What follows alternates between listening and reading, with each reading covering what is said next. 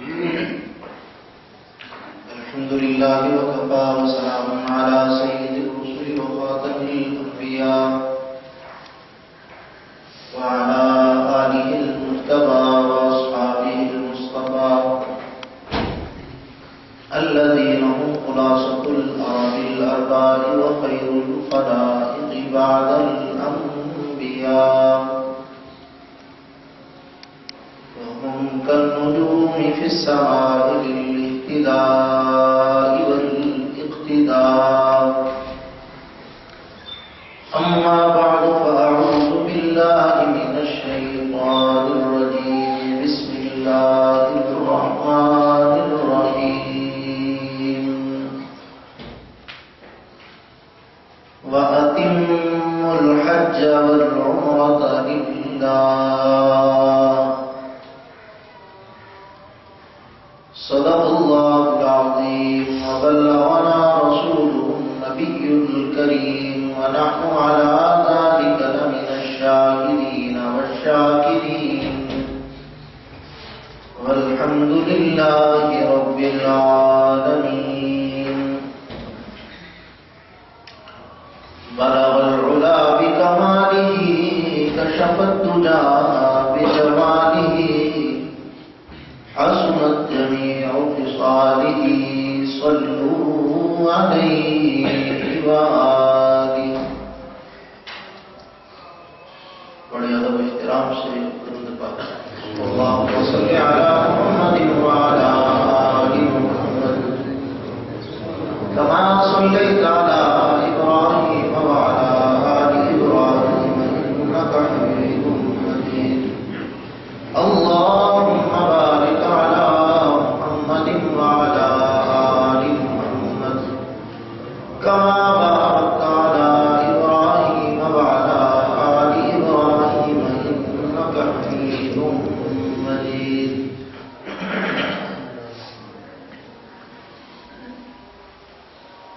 انتہائی قابل تکریم احترام بزرگان محترم، عزیزان گرامی قدر، دوستو، عزیز نوجوان ساتھیوں،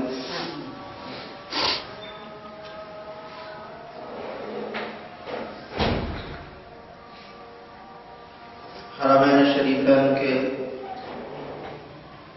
بابرکت اور مقدس سفر سے واپسی پر آپ حضرات سے یہ ملاقات اللہ پاک نے پھر سے نصیب فرمائی ہے. آج کی جمعۃ المبارک کی گفتگو میں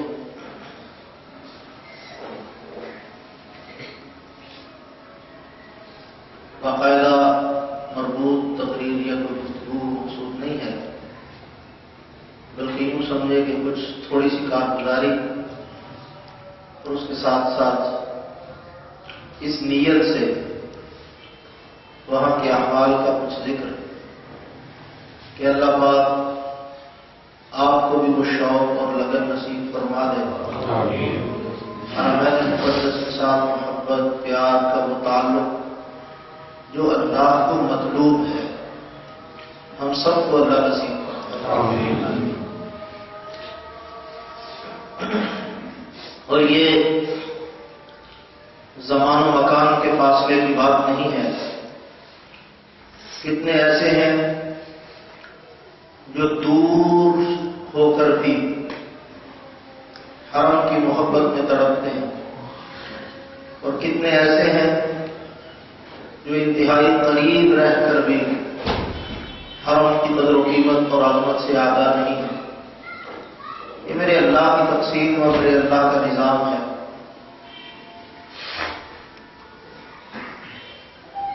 حرمین شریفین ہماری محبت اور ایمان کے دو بنیادی مرکز ہیں، اور ان کی زیارت کا جو حال اور احوال ہے وہ بڑا نرالا، عجیب اور انوکھا ہے. کسی دل والے نے ایک بڑی عجیب بات کہی تھی کہ جب اس سے حرم کے سفر کے واپسی پر کسی نے وہاں کی باتیں سنانے کی فرمائش کی تو اس نے بڑا عجیب سا جواب دیا. کہنے لگا نگاہ بن نہیں سکتی زبان کو کیا کہیے. نگاہ بن نہیں سکتی زبان کو کیا کہیے. بتاؤں کیا تجھے لایا کیا مدینے سے. بتاؤں کیا تجھے کہ لایا کیا مدینے سے. کہ وہاں پر جو چیزیں ہیں وہ دیکھنے سے تعلق رکھتی ہیں. یادگاریں ہیں جناب سیدنا خلیل اللہ کی.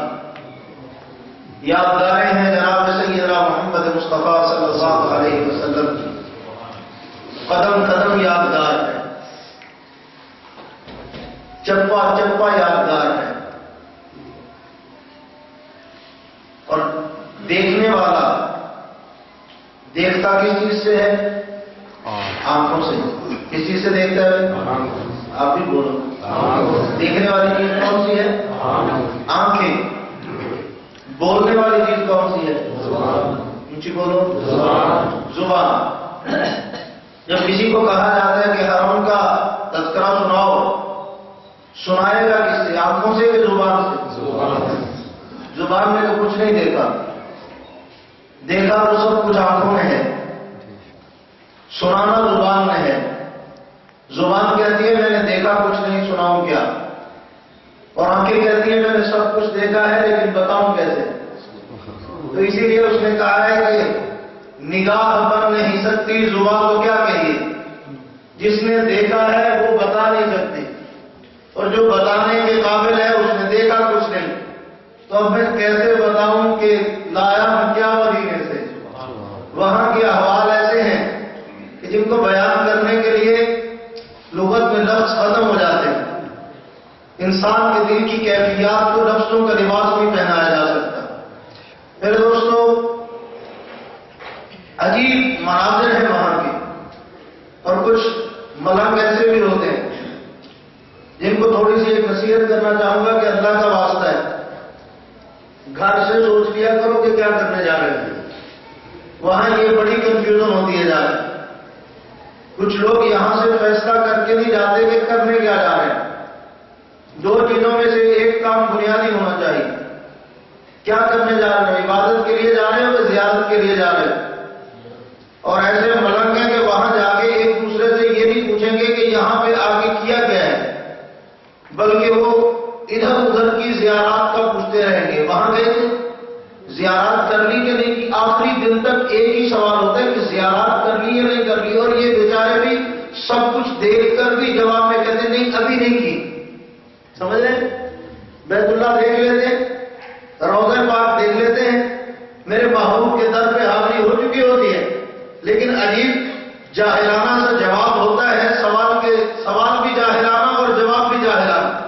سوال کرنے والا پوچھتے زیارتیں کر لی، تو جواب دینے والا بیت اللہ کو دیکھنے کے باوجود کہتے ہیں نہیں ابھی نہیں کی. حجر اسود کی زیارت کے باوجود کہتے ہیں ابھی نہیں کی. مقام ابراہیم کو دیکھنے کے باوجود کہتے ہیں نہیں ابھی تو زیارت کے لیے نہیں گئے. بیت اللہ کے مطاف کے اندر طواف کرنے کے باوجود کہتے ہیں نہیں ابھی نہیں کی. ان الصفا والمروہ من شعائر اللہ، اللہ کی نشانیوں میں سے دو بڑی نشانیاں صفا اور مروہ کو اپنی آنکھوں سے دیکھنے کے بعد بھی کہتے ہیں نہیں ابھی نہیں کی. زمزم پینے کے باوجود کہتے ہیں نہیں ابھی نہیں کی. حضور کے گنبد خضرا کی زیارت کر چکا ہے اور پوچھا جا رہا ہے زیارت کر لی، کہتے ہیں نہیں ابھی تو گئے ہی نہیں، زیارتوں کا ٹائم نہیں ملا. جائیں گے، کل جائیں گے، پرسوں جائیں گے. اس کو کوئی پوچھے کہ زیارت اور ہوتی کیا ہے؟ اور بنیادی طور پر جسے اتنی دور سے دیکھنے آئے تھے وہ تو یہی کچھ تھا جو تم نے دیکھ لیا. تو اب زیارات حرم کو دیکھنے کے باوجود جواب کیا ہو گیا ہے؟ ابھی نہیں. سیر سپاٹے کو زیارات کہتے ہو، وہ فلاں پہاڑ پہ گئے تھے، ادھر گئے تھے، ادھر گئے تھے، ادھر گئے تھے، ان چیزوں کے لیے. اور کئی تو ایسے ہوتے ہیں وہ روزانہ کسی نہ کسی شہر پہ نکلے ہوتے ہیں. اور مجھے بھی پوچھ لیتے تھے وہ آپ چلیں گے؟ میں نے کہا نہیں جی میں جہاں تک آ گیا ہوں یہی میری منزل ہے. کہاں چلیں گے بھائی؟ اس سے آگے ادھر ادھر میں حرم کی نمازیں چھوڑ دی جائیں. ادھر ادھر جانے میں حرم کا جو اصل مقصد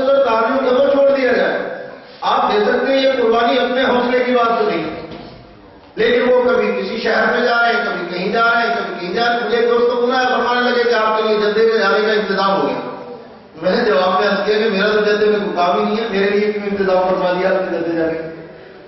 میرا تو حرم کے سوا کوئی اور جدے میں تو کوئی کام نہیں ہے. تو اصل میں بات یہ ہے کہ آپ ادھر ادھر جتنا مرضی جائیں، لیکن پھر حرم پاک کی زیارت کی نیت تو نہ کریں. اگر آپ کا ارادہ عبادت کا ہے، زیارت حرمین کا ہے، تو یہاں سے طے کر کے جائیں. ایک بات. اور دوسری، وہاں پہ کچھ لوگ تو عبادت کے لیے آئے ہوتے ہیں اور کچھ فوٹوگرافی کے لیے آئے. یہ ایک نیا المیہ اور مصیبت بنی ہے. لائیو کیمرے جیسے یہ وہاں کے تمام چینلوں کے تنہا اور یکتا نمائندے اور ایسی ایسی حرکات کریں گے کہ بیت اللہ کے طواف کو یوں سمجھتے ہیں جیسے میچ ہو رہا ہے. براہ راست لائیو کمنٹری کر رہے ہوتے ہیں. یہ تیسرا چکر چل رہا ہے. یہ 5ویں میں ہے اس ٹائم. یہ بالکل میں اس کے سامنے سے گزر رہا ہوں، یہ ادھر جا رہا ہوں، یہ ادھر جا رہا ہوں. اور ایسے ایسے بھی آپ کو وہاں پہ عجوبے نظر آئیں گے جو باقاعدہ سٹک ساتھ لے کے آتے ہیں.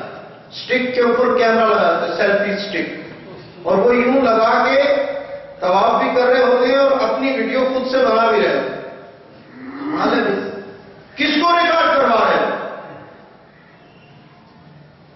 جس نے ریکارڈ کرنا ہے اس نے تو کیمرہ فکس کیا ہوا ہے. فَمَن يَعْمَلْ مِثْقَالَ ذَرَّةٍ خَيْرًا يَرَهُ وَمَن يَعْمَلْ مِثْقَالَ ذَرَّةٍ شَرًّا يَرَهُ.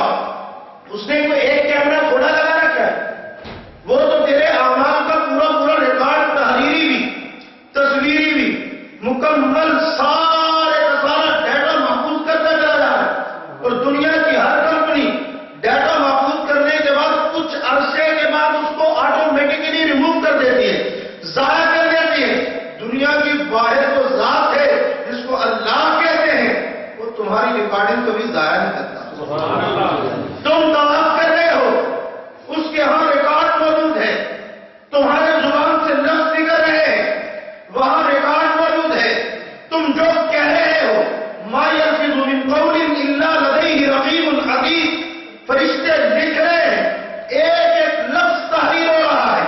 اور قیامت کے دن تمہیں ماننا نہیں پڑے گا، کہنا نہیں پڑے گا کہ ہمارا ریکارڈ کدھر ہے، گم تو نہیں ہو گیا، ضائع تو نہیں ہو گیا، جل تو نہیں گیا، خرد برد تو نہیں ہو گیا. پوچھنا نہیں پڑے گا، بلکہ خود بخود سے اعلان ہوگا، اقرا کتابک کفی بنفسک اليوم علیک حسیبا. یہ ہے تیرا نامہ اعمال، یہ ہے تیرے اعمال کی ریکارڈنگ، یہ ہے تیرے اعمال کا مکمل ریکارڈ. خود سے دیکھتا جا اور شرماتا جا. کیا ضرورت ہے تنہا علیحدہ سے وہاں پہ ذرا عجیب عجیب خراکات کرو. کبھی سوچے اپنے گھر میں بندہ جو چاہے کرے، کسی کے گھر مہمان جا کے اس کو شرم کرنی چاہیے. اپنے گھر میں آدمی کو ہلکی پھلکی حرکات ایسی کر لیتا ہے کہ جو بظاہر معیوب ہوتی ہیں لوگوں کے سامنے نہیں کرتا، اپنے گھر میں کرتے کہ اپنا گھر ہے یار، کون سا کچھ دیکھ رہا ہے. لیکن جب کسی کے یہاں مہمان جاؤ تو کچھ تو لحاظ ہوتا ہے، خیال ہوتا ہے، کچھ تو آدمی سوچتا ہے کہ میں کسی کے ہاں آیا ہوں، کیا کہے گا. اس کو تمیز بھی نہیں ہے، اس کو شرم بھی نہیں ہے، اس کو حیا بھی نہیں. جو حرکتیں یہاں ہیں وہی حرکتیں وہاں ہیں. فائدہ کیا ہوا اتنے لمبا سفر کر رہے ہیں؟ فائدہ کیا ہوا اتنی دور جا کر اپنے اللہ کو کیا دکھانے گئے تھے کہ ہم سیلفیاں بہت اچھی کھینچ لیتے تھے؟ کمال ہے.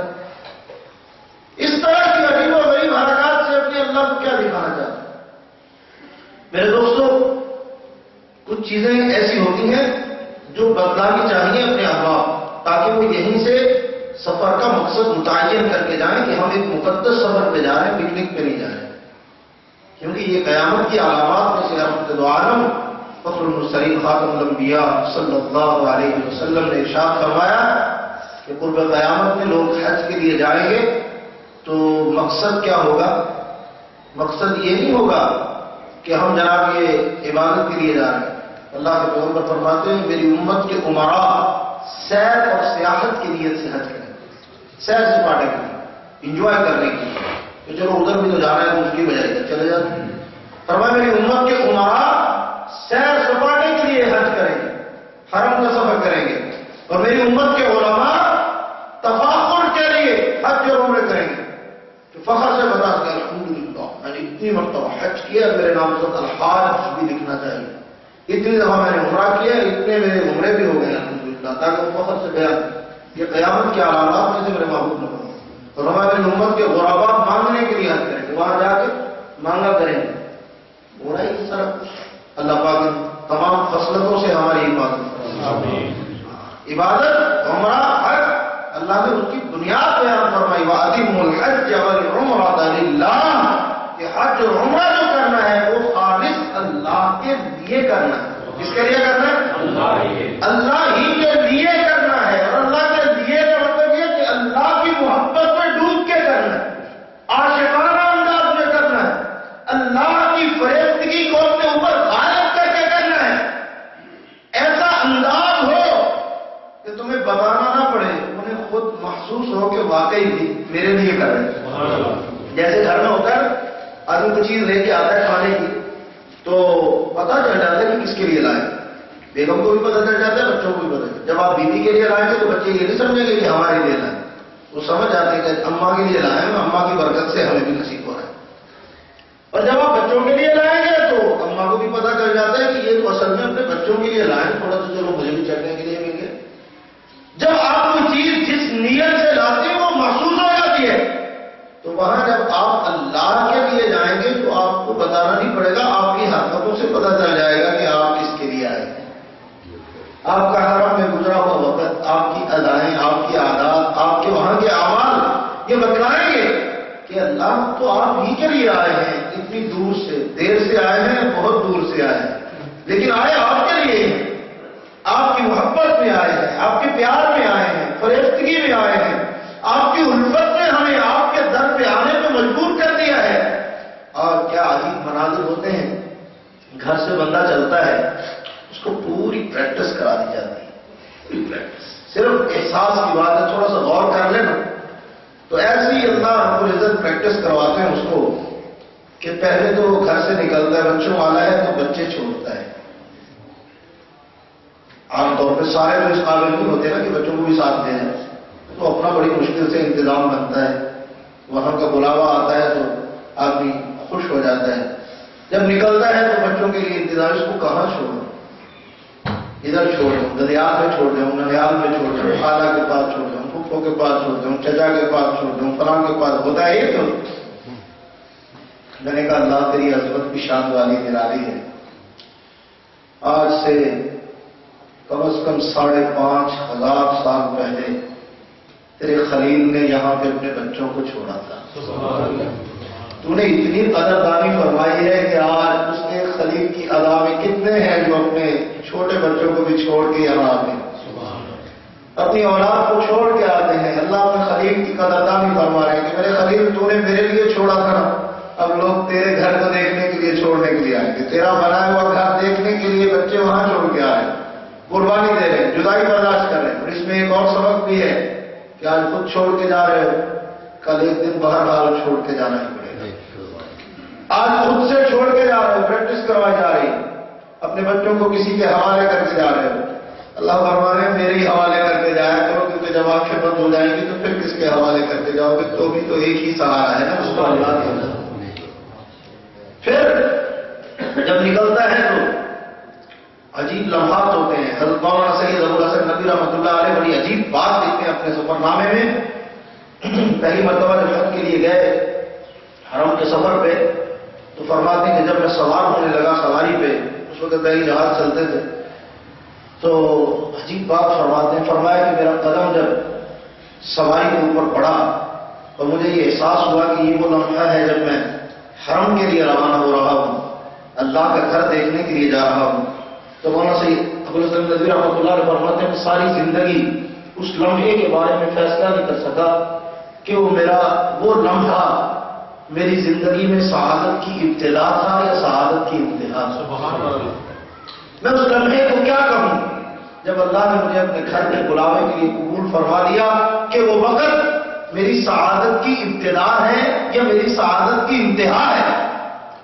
ایک طرف سے دیکھتا ہوں تو یوں لگتا ہے کہ سعادت شروع یہاں پہ ہو رہی ہے، اور جب دوسرے پہلو سے دیکھتا ہوں تو سوچتا ہوں اب اور پیچھے رہ کے یہ ہے، سعادت کی انتہا یہ ہے کہ اللہ اپنے گھر بلا رہے ہیں۔ تو اسی لیے انہوں نے اپنے سفر نامے کا نام بھی اسی طرح سادہ سا اور بڑا حسین رکھا ہے، اپنے گھر سے بیت اللہ تک۔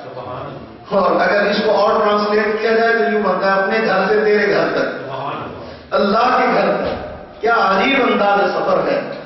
تو جب نکلتا ہے آدمی تو وہ آغاز سعادت یا انتہائی سعادت پہ ہوتا ہے، اور ان لمحات میں سب سے پہلے وردی تبدیل کروائی جاتی ہے۔ ذہن تو بذہن خود ہی بدلنا ہے۔ اللہ فرماتے ہیں اتنا میں نے تیرے اوپر چھوڑا ہوا ہے معاملہ کہ اس دماغ کو، اپنے مائنڈ سیٹ کو خود ٹھیک کرنا ہے، لیکن وردی بدلوا دی جاتی ہے کہ شاید دماغ تھوڑا سا ٹھیک ہو جائے۔ دماغ ٹھیک کرنے کے لیے کیا کیا جاتا ہے؟ لباس ٹھیک کیا جاتا ہے، وردی بدلوا دی جاتی ہے۔ کون سا سوٹ پہنتے ہیں؟ میں تو 5,000 سے کم کا نہیں پہنتا۔ بہت اچھی بات ہے۔ تم کون سا پہنتے ہو؟ میں تو 10,000 سے کم کا کپڑا کبھی یوز ہی نہیں کرتا۔ آپ کون سا پہنتے ہیں؟ میں تو صبح بھی بدلتا ہوں، شام بھی بدلتا ہوں، دوپہر بھی بدلتا ہوں۔ میں تو کاٹن پہنتا ہوں۔ میں تو وہاں جانے والوں کو نمبر بھی بتا کے بھیجتے ہیں، وہ اس کی اتنے نمبر والی جو جائے گا کہ وہ لے کے آئے گا، اچھا وہاں یہ کرنے گئے۔ اور اللہ اکبر، ایسے ایسے کمال کے ہمارے حاجی ہوتے ہیں کہ وہاں جا کے ان کو ہر دکان پہ موجود چیزوں کے ریٹ اور نمبر معلوم ہوتے ہیں، قبولیت کے مقام معلوم نہیں ہوتے کہ دعا کہاں قبول ہوتی ہے، باقی سارا کچھ یاد کر کے جاتے ہیں۔ نہیں یاد کرتے تو قبولیت کے مقامات یاد نہیں کرتے۔ ان کو کہو نا کہ ملتزم پہ جا کے دعا مانگنا تو جا کے کہیں اور چمٹ جاتے ہیں۔ پھر ان کو بتانا پڑتا ہے کہ ملتزم کا مقام تو وہ ہے جو حجر اسود اور بیت اللہ کے دروازے کے درمیان کی جو تھوڑی سی 2-2.5 فٹ کی جو جگہ ہے، وہ دیوار حقیقت میں اسے ملتزم کہا جاتا ہے، لیکن کوئی دروازے کے ساتھ دروازے کے چوکھٹ پہ ایک اپنا آ جاتا ہے، کوئی ایک علیحدہ معاملہ، لیکن ملتزم دروازے کو نہیں کہتے۔ بیت اللہ کے دروازے کا نام ملتزم نہیں ہے۔ اور کئی ایسے حتیم کے اندر جاتے نفل پڑھنے چاہیے، اچھی بات ہے، کیونکہ حتیم تو غریبوں کے لیے بیت اللہ کا وہ حصہ ہے جو اللہ نے اپنی حکمت کے تحت بیت اللہ سے باہر رکھا ہے۔ دروازہ کھلے گا، بادشاہ جائیں گے، وی آئی پی پروٹوکول والے جائیں گے، غریب بیچارہ اتنی دور سے جاتا ہے، اس کے لیے دروازہ تو نہیں کھلتا، تو اب وہ کیا کرے؟ اللہ نے حتیم کا حصہ عین بیت اللہ کے اندر کا حصہ اس کو بیت اللہ کی 4 دیواری سے باہر رکھ دیا کہ میری امت کے غریب آئیں تو بیت اللہ میں داخلے سے محروم نہ رہ سکے۔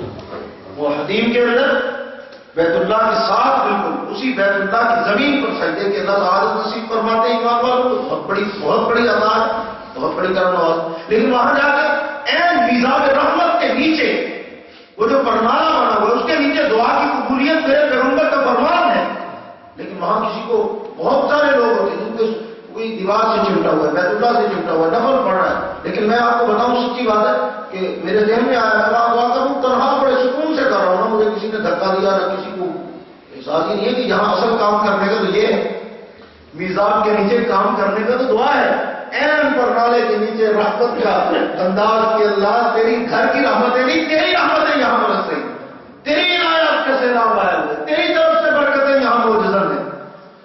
تو ہم سارا کچھ یاد کر لیتے ہیں، ہمیں یہ بھی احساس کرنا چاہیے قبولیت کے مقامات وہاں پہ کیا ہے۔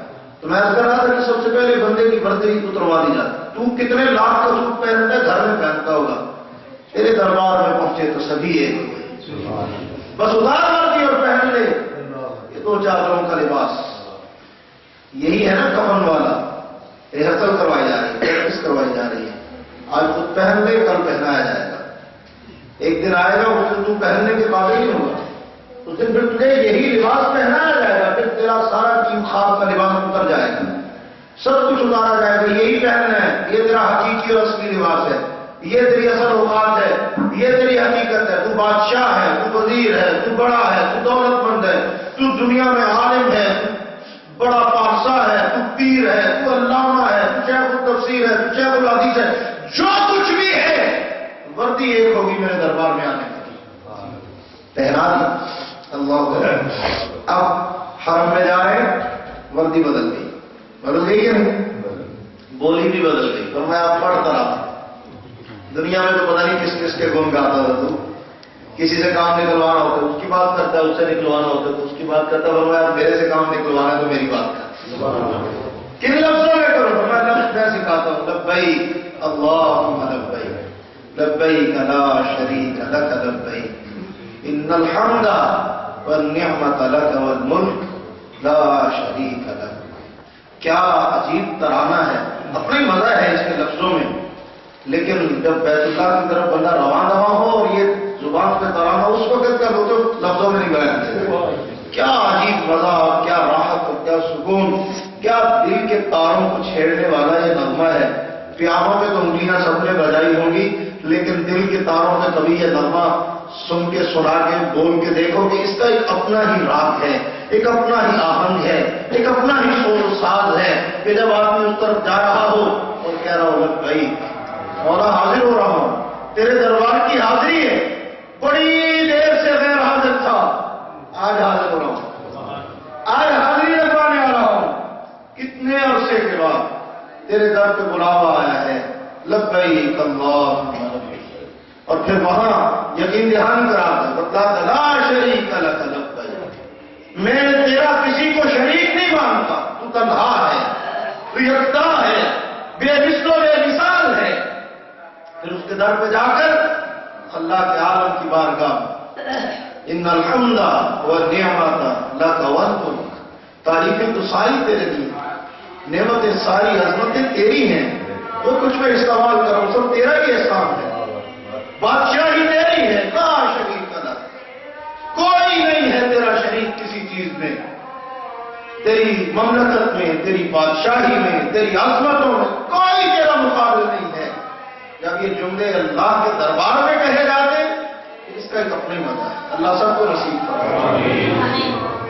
وردی بدل گئی، لباس بدل گیا، حرم کی طرف رواں ہوتا ہے، وہاں دربار عالی میں پہنچتا ہے، حرم پہ نظر پڑتی ہے، بیت اللہ کو دیکھتا ہے، نگاہوں کو یقین نہیں آتا کہ وہ جو کل تک خیالی تصورات کے نقشے تھے وہ آج حقیقت بن کے آنکھوں کے سامنے آ گئے. بیت اللہ کی ایک اپنی حیبت، ایک اپنا روپ، ایک اپنا جلال ہے، اس کو دیکھتے ہی بڑے بڑوں کی چیخیں نکل جاتی ہیں، آؤٹ آف کنٹرول ہو جاتا ہے بندہ، اپنی ذات پہ کنٹرول نہیں رکھتا، دل و دماغ پہ حیبت طاری ہوتی ہے، ایمان کی کیفیات امڑ کر آنکھوں سے آنسو کی شکل میں یوں بہنے لگتی ہیں، نگاہوں کے سارے بند ٹوٹ جاتے ہیں، ضبط کے بندھن ٹوٹ جاتے ہیں. پھر اس وقت میں بندہ اپنے اللہ سے جو بات کرنا چاہے کر لے، کیونکہ بات بڑی موقع کی ہوتی ہے، موقع کی بات قبولیت لے کے آتی ہے. قرآن مجید میں اس کے بے شمار مواقع، مثال کے طور پر حضرت زکریا علیہ السلام کا معروف واقعہ ہے، وہ تشریف لے گئے نا حجرے میں، سیدہ مریم کو گھر میں چھوڑ کے گئے، دروازہ بند، واپسی آئے، کام سے گئے تھے، آگے دروازہ جو کھولا تو انا لکی ھذا یا مریم انا لکی ھذا، یہ کہ بے موسم پھل جو مارکیٹ میں دستیاب نہیں، ایسے پھل جو یہاں پورے علاقے میں موجود نہیں، اور جدید ترین وسائل اور ذرائع بھی نہیں ہے کہ بھائی یہ آگے دوسرے ملکوں سے آگے، یہاں کی مارکیٹ میں ہے نہیں، اس پھل کا موسم نہیں، تازہ پھل سامنے بھرے ہوئے کہاں سے آگے، یا مریم انا لکی ھذا، یہ پھل کہاں سے آئے؟ سیدہ مریم نے بڑی تسلی سے جواب دیا، قال هو من عند اللہ، یہ میرے اللہ کی طرف سے آئے. کس کی طرف سے آئے ہیں؟ زکریا علیہ السلام نے جب دیکھا نا تو موقع بڑا اچھا ہے، بے موسم پھل اللہ کی طرف سے. بس یہ میں یہ بے موسمے کا لفظ جو ہے نا یہ اٹک گیا. شاید بے موسمے بھی دے سکتا تھا، یہ نہیں پتا، یہ تو آج پتا چلا ہے بے موسمے بھی دے دیتا ہے. اچھا تو اٹھا لیے ہاتھ، 90 سال کی عمر میں نہیں. هنالك دعا زكريا ربه قال رب هب لي من لدنك ذرية طيبة انك سميع الدعاء. اسی وقت میں موقع بڑا اچھا تھا نا، ان کو بے موسم دے سکتے تو مجھے بھی دے سکتے. موسم نہیں ہے اولاد کا، 90 سال کی عمر ہو گئی ہے میرے مولا، یہ اٹھے ہوئے ہاتھوں کی لاج رکھنا، یہ بے موسمی پھل تم نے دے دیے جو مارکیٹ میں نہیں ہے، مجھے بے موسمی اولاد سے نہ دے. سمیع الدعاء. اور آپ نے دیکھا نا موقع پہ مانگی دعا، فنادت الملائکۃ وهو قائم یصلی فی المحراب ان اللہ یبشرک بیحییٰ مصدقا بکلمۃ من اللہ وسیدا وحصورا ونبیا من الصالحین. ایسی قبولیت ہوئی، فوراً فرشتے کو بھیجا، فرمایا کو خوشخبری سنا، خوشخبری سنا دو، یحییٰ بیٹے کی خبر دے دو، اس کو کہہ دو کہ اللہ نے تمہارے لیے بہترین اولاد کا فیصلہ کر لیا ہے، تمہیں اس بڑھاپے کی عمر میں یحییٰ جیسا بیٹا عطا کیا جائے۔ موقع کی دعا قبول ہوتی ہے تو موقع بڑا اچھا ہوتا ہے، موقع سے پہلے اٹھانا چاہیے۔ وہ پنجابی کی مثال ہے نا کتنے گل ویلے دی تو پھل موسم میں، اپنے ہی ایک مزہ رکھتا ہے۔ تو یہ ویلے کی گل والی بات ہے۔ جب وہاں پہ پہنچو گے بیت اللہ کے سامنے، موقع بڑا اچھا ہے، گھر آئے مہمان کو ٹالا نہیں جاتا، مہمان آیا چل کے آیا۔ خاندانی لوگ بڑا لحاظ کیا کرتے تھے پہلے، آپ کو پتہ نہیں ہے، اب تو خاندانی ہی نایاب ہو گئے، بہت لحاظ کرتی چل کے یار گھر آ گئے۔ تو اللہ کو سب سے پہلے یہی بتانا ہے کہ ہم کو چل کے اپنے گھر آ گئے، اتنی دور سے آ گئے اور ایک ہی کام کے لیے آئے ہیں کہ بس تمہیں باپ ہم سے راضی ہو جائے۔ دعا سکھائی گئی ہے، بے شمار دعائیں اس وقت میں مانگنے کی اپنی اپنی کیفیت کی بات ہوتی ہے۔ حضرت امام اعظم ابو حنیفہ رحمۃ اللہ علیہ فرماتے ہیں کہ جب بیت اللہ میں پہلی نظر پڑے تو مستجاب دعوات ہونے کی دعا کہ میں جو مانگوں قبول ہو جائے۔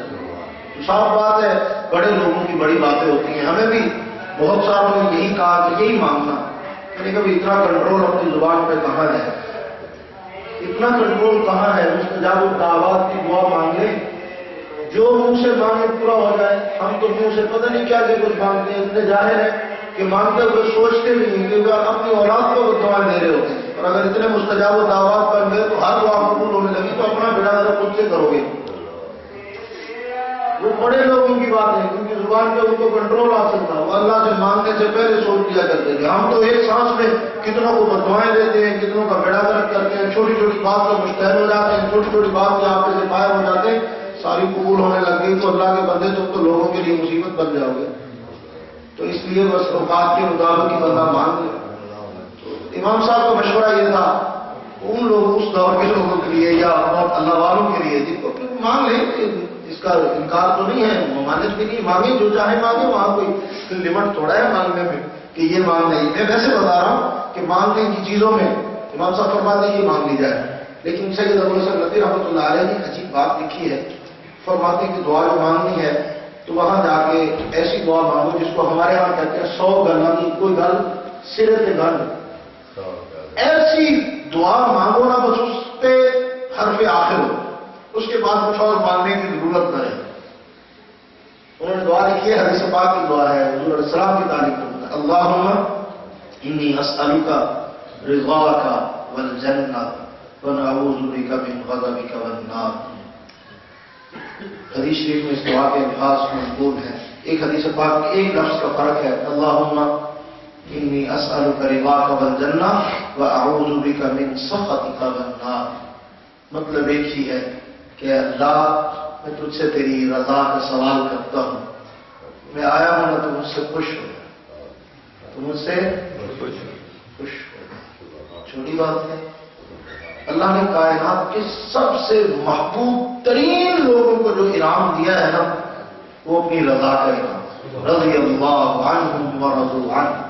انہیں اللہ نے فرمایا کہ جاؤ میں تم سے خوش ہوں، جاؤ میں تم سے راضی ہوں، تم مجھ سے راضی تم سے راضی۔ یہ وہ تمغہ ہے جو اللہ نے اپنے محبوب کے انتہائی لاڈلے صحابہ کو نصیب فرمایا۔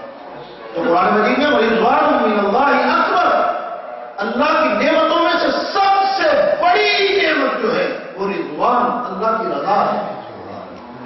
میں نے اسی لیے کہا سرے کے گن اللہ سے اس کی رضا مانگو کہ میرے اللہ کی راضی، میرے اللہ تو اللہم انی اسألک رضاک، اے اللہ مجھ سے تیری خوشنودی مانگ۔ اس میں سارا کچھ آ گیا، میرے اللہ جب میں اپنے گھر میں ہوں تب بھی تو مجھ سے راضی ہو، جب میں مسجد میں آؤں تب بھی تو مجھ سے خوش ہو، جب میں اپنی دکان پر بیٹھا ہوں تب بھی تو مجھ سے خوش ہو، میرے اللہ جب میں اپنے بچوں سے کھیل رہا ہوں تب بھی تو مجھ سے خوش ہو، میرے اللہ جب میں دنیا سے کچھ کر کے تیرے دربار میں آؤں تب بھی تو مجھ سے خوش ہو، جب قیامت کے دن تیری میری ملاقات ہو تب بھی خوشی کی حالت میں اللہ تو راضی ہو جا، تو راضی ہو جا۔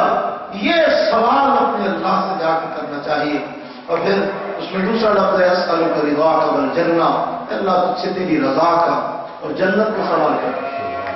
اب علیحدہ علیحدہ سے پھر دعا مانگنے باقی رہے گی، یہ دے دے وہ دے دے، بعد میں لگے رہو تفصیل میں، یہ مانگنے کے دن ہی ہوتے جتنے دن آپ ہیں خوب مانگیں، جزیات کے ساتھ ایک ایک چیز تفصیل سے مانگیں، ایک ایک کا نام لے کے مانگیں، کوئی نہیں روکتا، لیکن جنرل پہلی نظر پڑتے جو جنرل دعا مانگنی ہے مین، وہ سب سے پہلی اللہ سے اس کی رضا مانگو، اے اللہ تو راضی ہو جا اور میرے لیے جنت کا فیصلہ فرما دے، وَأَعُوذُ بِكَ مِنْ غَضَبِكَ وَالنَّارِ یا وَأَعُوذُ بِكَ مِنْ سَخَطِكَ وَالنَّارِ، اے اللہ تیرے غصے سے، تیری ناراضگی سے اور تیری بنائی ہوئی جہنم کی آگ سے ڈر لگتا ہے، اس سے مجھے محفوظ فرما دے، اس سے پناہ نصیب فرما دے۔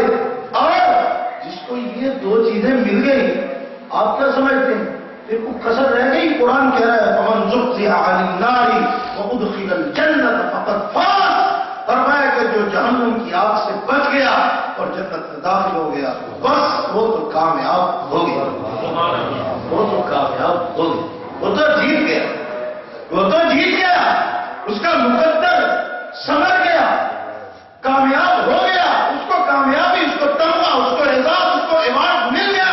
فَمَنْ زُحْزِحَ عَنِ النَّارِ وَأُدْخِلَ الْجَنَّةَ فَقَدْ فَازَ، جو جہنم سے بچ کے جنت میں چلا گیا اس کو اور کیا چاہیے؟ بس وہ کامیاب۔ تو کامیابی کی بنیادی چیز اللہ کے در پہ جاتے ہی مانگو، اور اس امید سے، اس اعتماد سے مانگو، اس یقین سے مانگو۔ اتنی دور سے خود تھوڑا آیا ہوں، خود ہی تو بلایا ہے، اتنے پیار سے بلایا ہے، تو میزبان مہمان نواز ہوتے ہیں، کچھ چائے پانی تو پوچھتے ہیں، آتے ہی پہلے کچھ تو کھلا بھی پلاتے ہیں نا، ہلکا پھلکا خیال تو کرتے ہیں۔ یہ تو کائنات کے سب سے خزانوں کے مالک ذات ہے، اس کے دربار پہ آیا ہوں تو کیوں نہیں ہوگی مہمان نوازی؟ تو مہمان نوازی کی پہلی بات یہ ہے کہ میرے مولا، باقی تو سب کچھ بعد میں دیکھا جائے گا، یہ ایک بات تو میری پوری کرنا جو میں اتنی دور سے سنبھال کے لے کے آیا ہوں، اتنی دور سے لے کے آیا ہوں تجھے سنانے کے لیے۔ اللہ کو بڑا پیار آتا ہے اپنے بندے پہ، اچھا یہ اتنی دور سے مجھے یہ کہنے کے لیے آیا ہے تو مجھ سے راضی ہو جائے۔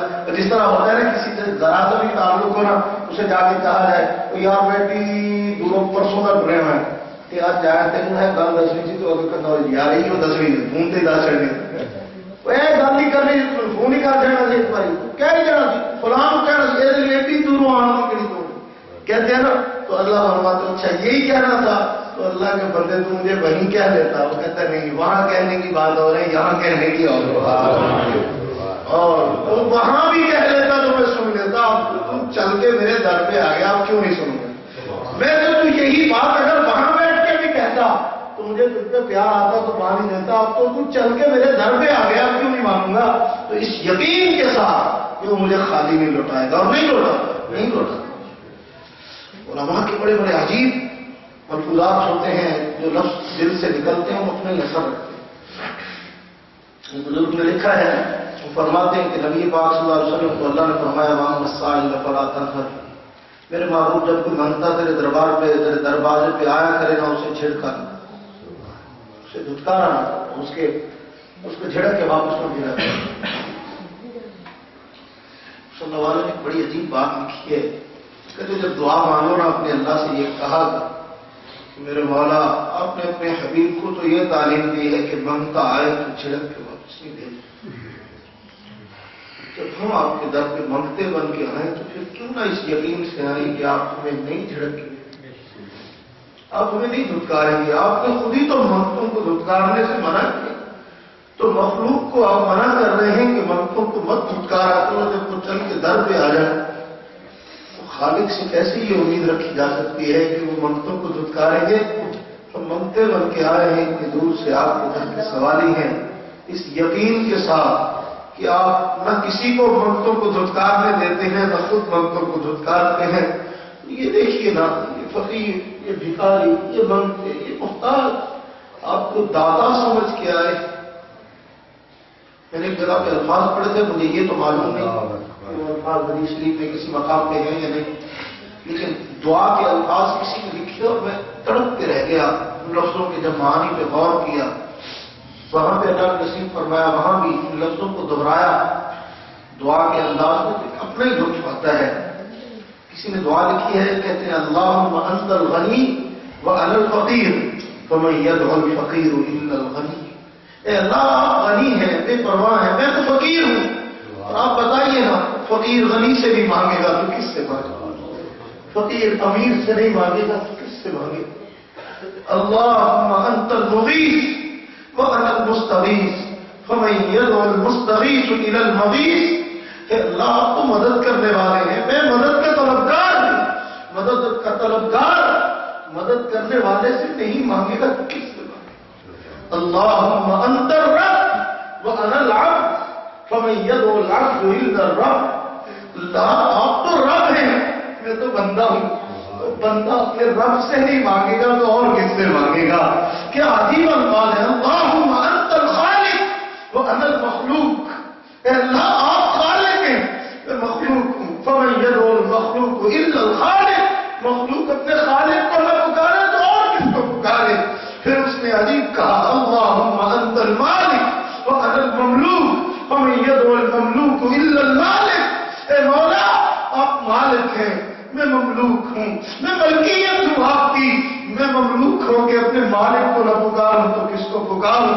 اور پھر ایک اور لفظ کہا بڑا عجیب، اپنے اللہ کو پکارتے ہوئے، اپنے اللہ کو متوجہ کر کے، اے اللہ اللہم انت الرازق وانا المرزوق وانا المرزوق ومن يدعو المرزوق الا الرازق۔ آپ کھلانے والے ہیں، میں کھانے والا ہوں، کھانے والا کھلانے والے کو نہیں پکارے گا تو کس کو پکارے گا؟ آپ بتائیے کون در ہے جہاں پہ جا کر میں گناہوں کی مغفرت مانگوں اور پھر اپنے اللہ کو کہا اللہم انت الغفار وانا الباعث الفقیر۔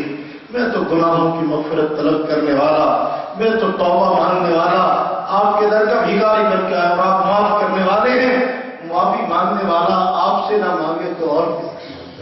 اللہ کو اپنے بندوں پہ کتنا پیار آتا ہے۔ اللہ اکبر، حرم کے مناظر بڑی شان والے، دیکھنے سے تعلق کرتے، کیا سناؤں آپ کو؟ اللہ آپ کو دکھا دے، بس یہی دعا ہے۔ وہاں بھی یہ کوئی دکھاوا نہیں، تو آپ کے ساتھ میں برابر نہیں۔ اللہ کا شکر ہے الحمدللہ میں نے اپنے احباب کو وہاں بھی یاد رکھا، جتنے میرے دوستوں نے، میرے پیار کرنے والوں نے جس ذریعے سے بالمشافہ ملاقات میں، میسج کے ذریعے، آن لائن ذرائع کے ذریعے، فیس بک پہ، واٹس ایپ پہ، میسیجنگ میں، فون کر کے، جس ذریعے سے انہوں نے دعا کا کہا، وہاں اکثر تو مجھے یاد ہے، تقریباً 90% کے غائب تو اللہ نے مجھے وہاں یاد کروائے، ان کے چہرے میری آنکھوں کے سامنے آئے، اپنی مسجد کے متعلقین، منتظمین، یہاں کے نوازی، محبین و مخلصین، اپنے ملنے جلنے والے احباب، ایک ایک چہرہ ہی نگاہوں کے سامنے۔ وہاں ویسے بھی کام اور ہوتا کیا ہے سوائے مانگنے کے؟ اللہ بھی کہتے ہوں گے کہ تھوک کے منگتے آ گئے آج تو اور کوئی کام نہیں ہے، مانگنے میں لگے ہوئے، یہ بھی دے دے، یہ بھی دے دے، یہ بھی بولو یا اللہ، اور کرے بھی کیا؟ تیرا در ہے ہی منگتوں کے لیے، مانگنے کے لیے۔ ایک ایک کا نام لے لے کر جس کا سامنے آیا، مجھے بہت سے احباب ایسے جن کا نام لے کر اللہ سے دعائیں مانگی، اور جن کا نام میرے ذہن میں نہیں آیا، میں نے اپنے رب سے کہا میرے مولا، انہوں نے مجھے کہا میں تو بھول گیا، آپ تو نہیں بھولے نا، آپ تو ان کے ناموں سے بھی واقف ہیں، ان کے کاموں سے بھی واقف، ان کی ایک ایک ضرورت اور حاجت سے واقف ہے، میرے مولا پوری فرما دیجیے، اور ہر مقام پہ۔ اور یہ میرے محبوب کی سنت ہے، میرے آقا تو اپنی امت کو عرش پہ نہیں بھولے جائے، عرفات پہ نہیں بھولے، تو ہم اسی نبی کے امتی ہیں، مقتدیوں کو کیسے بھول جائیں، تعلق والوں کو کیسے بھول جائیں، اپنی محبت کرنے والوں کو؟ تو یہ یاد رکھنا حضور کی سنت ہے، اور یاد کروانا بھی حضور کی سنت ہے۔ رحمت اللہ صلی اللہ علیہ وسلم سے حضرت عمر نے عمرے کی اجازت مانگی، جانے لگے تو حضور نے فرمایا لا تنسانا فی دعائک یا اخی، اے میرے بھائی عمر اپنی دعاؤں میں محمد مصطفیٰ کو نہ بھول۔ ان سے مقدر والے لوگ یار جن کو حضور کہہ رہے ہیں کہ اپنی دعاؤں میں مجھے بھی یاد رکھنا، اللہ حضرت عمر کو کہہ رہے ہیں، حضور کو دعاؤں کی ضرورت ہے۔ بولو رحمت کائنات اللہ علیہ وسلم بڑا پیار کرنے والے ہیں، اللہ اکبر۔ اللہ پاک سب کو نصیب فرمائے، رحمت کی حاضری بار بار نصیب فرمائے، حج بیت اللہ کی سعادت نصیب فرمائے۔ اس کے اپنے مزے ہیں، عام حالات میں عمرے کے لیے جانا ایک اپنا لطف رکھتا ہے، حج بیت اللہ مشقت والا کام ہے، لیکن اس کا ایک اپنا مزہ ہے، اپنا لطف ہے، فریضے کی ادائیگی۔ اللہ اکبر۔ تو عرض کر رہا تھا کہ وہاں پہ بیت اللہ شریف میں جا کر سے کام کرنے کے دعا مانگنا یہ بنیادی چیز ہے۔ وہاں پہ مانگنا چاہیے اللہ سے. پہلی نظر پڑے تب سے مانگنا شروع کریں اور آخری نظر تک بس مانگتے ہیں. آخری نظر سے مراد آتے وقت جتنے دن آپ وہاں پہ رہیں واپسی آتے جو آخری نظر ڈال کے آئے نا تب بھی کچھ نہ کچھ مانگتے ہی رہنا چاہیے. مانگتے ہی جائیں اور مانگتے ہی آئیں. اللہ کو پتا چلے کہ یہ مانگتے ہیں پکے رجسٹرڈ مانگتے ہیں. میرے دربار کے رجسٹرڈ فقیر ہیں ان کو سوائے مانگنے کے کچھ نہیں آتا. اور جب منگتا بن کے جاتا ہے تو وہ پھر داتا بن کے دکھاتا ہے, وہ دے کے دکھاتا ہے. اور میں آپ کو سچ بتاؤں کل سے آیا ہوں, آج کچھ احباب سے خالہ والا لیکس لیک ہوئی, ان کے بات ہوئی, کسی سے ملاقات ہوئی. تو ابھی میں نے ان کو بتایا نہیں کہ میں نے آپ کے لیے دعا مانگی, تو انہوں نے خود سے بتانا شروع کر دیا کہ ہمارا فلاں کام ٹھیک ہو گیا, فلاں ٹھیک ہو. مجھے سیدنا ابو ہریرہ رضی اللہ تعالیٰ عنہ واقعہ یاد آیا. میں نے کہا واہ رہا, دوڑ لگا کے دکھائی تھی. سیدنا ابو ہریرہ رضی اللہ تعالیٰ حضور کی بارگاہ میں گئے اور درخواست کی کہ یا رسول اللہ میری ماں کے لیے دعا کیجیے, میری اماں کو اللہ ایمان کی دولت نصیب کرے. حضور صلی اللہ علیہ وسلم اٹھایا دعا کے لیے. تو حضرت ابو ہریرہ نے دوڑ لگا. حیران تو ہوئے کہ میں دعا مانگ رہا ہوں, اس کو چاہیے تو بیٹھ کے آمین کہتا, تو یہ آمین کی بجائے دوڑ گئے. تو حضرت ابو ہریرہ کر کے دروازے پہ پہنچے, دروازہ کھٹکھٹایا تو اندر سے پانی گرنے کی آواز آ رہی, وہاں غسل کر رہی تھی. تو کچھ دیر کے بعد دروازہ کھولا اور کہنے لگی بیٹا میں پاک ہو رہی تھی تاکہ میں تیرے محمد کا کلمہ پڑھوں. حیران رہ گئے, میرے مولا اتنی سرعت سے تو سنتا ہے. میں نے تو آج دوڑ لگا کے دیکھی تھی کہ حضور کی دعا پہلے پہنچتی ہے کہ میں پہلے پہنچتا ہوں, لیکن تیرے محبوب کی دعا اثر کر گئی ہے. اللہ سنتے ہیں, خیال کرنے والے ہیں, بہت خیال کرنے والے ہیں, بہت پیار کرنے کے آزمائے تو صحیح. وہ تو در رحمت ایسا ہے وہاں تو قبولیت کا احساس نصیب ہوتا ہے.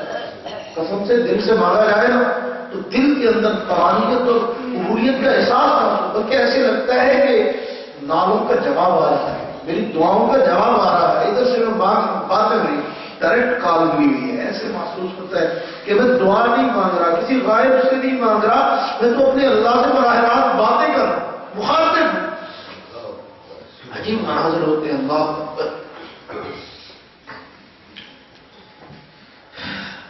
در رب پہ اللہ سے بہت مانگنا چاہیے. اور ایک اور آپ سے عرض کروں گا کہ اپنے بزرگوں کو خاص طور پہ جب بھیجے تو کوشش کیا کریں ایک آدھ نوجوان ہمت والا ان کے ساتھ جایا کرے, اور جو بھی جائے عمرہ حج سیکھ کر جایا کرے. یار یہ زیادتی نہ کیا کرو اپنے ساتھ, یہ وہاں جا کے یہ بڑی بڑی تکلیف ہوتی ہے, بہت تکلیف ہوتی ہے. ہماری بھائی, ہماری دوست, ہمارے تعلق عجیب اندر ہوتا ہے, کچھ نہیں پتا ہوتا, طالب بے بھی نہیں جانتے, کچھ بھی معلوم نہیں, نہ پتا ہے حرام کہاں سے باندھنا ہے, کیسے باندھنا, کیا کچھ بھی نہیں معلوم. عجیب تماشا لگا ہوتا ہے وہاں. ایسے ایسے لطیفے بنتے ہیں کہ بندے کو ہنسنے کو بھی نہیں چاہتا, رونے کو بھی نہیں چاہتا. وہاں بھی دوست مجھے یہاں کی وہاں ملاقات, پہلی ملاقات میں نہیں جانتا تھا, بجنے بھی تو وہاں ملاقات ہوئی تو وہ بھی عمرے کے لیے چلے گئے, ہم بھی چلے گئے. جب شام میں ملے دوبارہ سے تو میں نے ان کو پوچھا, میں نے کہا بھائی عمرہ کر لیا؟ انہوں نے کہا کہ اللہ کے فضل سے میں نے تو ایک کی بجائے کتنے سارے عمرے کر لیے. میں نے خیر سے اکٹھے ہی کر لیے. پہلے دن تو ایک کر بھی بندہ تھک جاتا ہے, سفر کی 14-16 گھنٹے تھکا ہوتا ہے, گھر سے چلا, ایئرپورٹ پہ انتظار کیا, پھر فلائٹ, اس کے بعد وہاں انتظار, پھر جدے, پھر وہاں جا کے ہوٹل کے, بڑے لمبے چوڑے مسائل ہوتے ہیں. 14-16 گھنٹے کی تھکاوٹ اور بے آرامی, خوب تھکا ہوا ہوتا ہے. تو میں نے کہا اس کے بعد عمرہ کرتا ہے تو بس ہو جاتی ہے. تو تم نے اکٹھے 3-4 کر دیے. اس نے عجیب کہانی سنائی. اس نے کہا یہ بات یہ, ہم 2 میاں بیوی ہیں اور ساتھ میں یہ بابا بابی جو ہے نا یہ ہمارے محلے کے ہیں, ان کے بیٹوں نے کہا کہ ان کا خیال رکھنا. تو میں نے بھی ثواب سمجھ کے کہا ٹھیک ہے جی. میں نے سمجھا بہت اجر ملے گا, بہت ثواب ہوگا. تو پھر کہنے لگا کہ پھر وہاں پہ عمرے کے لیے جب گئے مطاف میں, تو ہم نے جوش میں جا کے سب سے پہلے پہنچے ہی ہوٹل میں سامان رکھا اور بھاگ پڑے, جلدی سے جائیں اور پہلے عمرہ کرتے ہیں. یہ نہیں سوچا کہ کچھ کھانا کھائیں, فریش ہو جائیں, آرام کرنے, نہیں, بس جاتے ہی سب سے پہلے عمرے کے لیے پہنچ گئے. ہوا کیا, کہتے وہاں جاتے سب سے پہلے تو بیوی گم ہو گئی. اب کیا ہوا, کہتا میں نے اپنا طواف کیا, صحیح کی, سوچا کہ چلو کوئی نہیں مل جائے گی, اللہ سے دعا مانگتے ہیں. پھر وہ صحیح کرنے کے بعد میں فارغ ہوا. فارغ ہو کے اب یہ بابا بابی میرے ساتھ تھے, تو میں نے دیکھا کہ ان کا بھی حال پوچھ لوں کہ کیا چل رہا ہے. تو کہتے بابا جی کو دیکھا کہ صحیح کے مقام میں مروا کے اوپر بیٹھے ہوں, صفا پہ بیٹھے ہوں, صفا پہاڑی. میں نے کہا بابا جی آپ نے عمرہ مکمل کر لیا؟ ماشاءاللہ بڑے عزت والے، آپ کو مجھ سے پہلے بار ہوا؟ کہتا نہیں میں تو صحیح سے 2 چکر لائے نے، میرا تو عمرہ ہو گیا، میرا ہو گیا۔ انہوں نے کہا نہیں بابا جی 7 چکر لگائیں پھر ہوتا ہے؟ کہتا نہیں میں اللہ نے گل کر دی، میرا ہو گیا۔ انہوں نے کہا نہیں 7 چکر پورے کریں پھر ہوتا ہے، 2 چکروں سے نہیں ہوتا۔ کہتا نہیں میرا ہو گیا ہے، میری حالت کی نظر آتی ہے اللہ ہو گیا میرا۔ کہتے مجھے بابا جی کا طرز آیا کہ بیچارہ اتنی دور سے آیا، مشقت کر کے آیا، اس کا اتنا بھی مکمل کروانا چاہیے۔ کہتے میں نے وہاں رسول دی ہاتھ والی جو کی ہے